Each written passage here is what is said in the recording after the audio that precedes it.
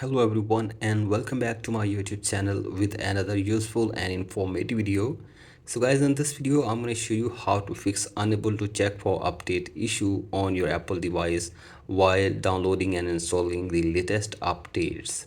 So guys, if you want to download and install the latest version of iOS update, that is iOS 26, but you are stuck on unable to check for update, here I will show you how can you fix it and how can you download and install the latest version. So guys, for that you have to simply watch this video till the end. So guys, first of all, restart your device for one time, and after this drag down your control center and make sure that you are connected with a strong internet connection.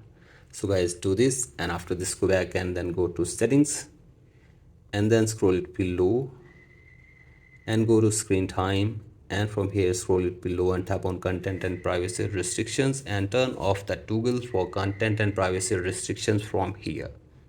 After this go back and now you have to go to general and then go to iPhone storage and make sure that there is enough space for you to download and install the latest version of software on your device. So guys, do this, and after this go back and now you have to scroll it below and go to date and time and set your date and time from here.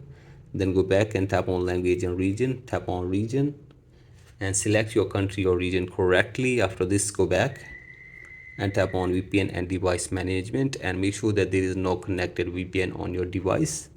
Then tap on transfer reset iPhone, tap on reset and reset network settings of your device for one time.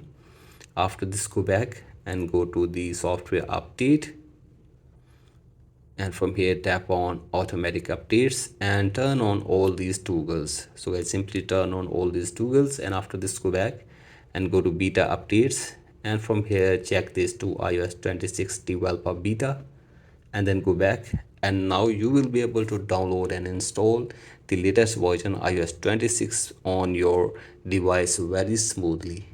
So guys, hopefully after this your problem will be fixed. So guys, that's it for today's video. Hope this video helps you. Please like and subscribe to my YouTube channel as well.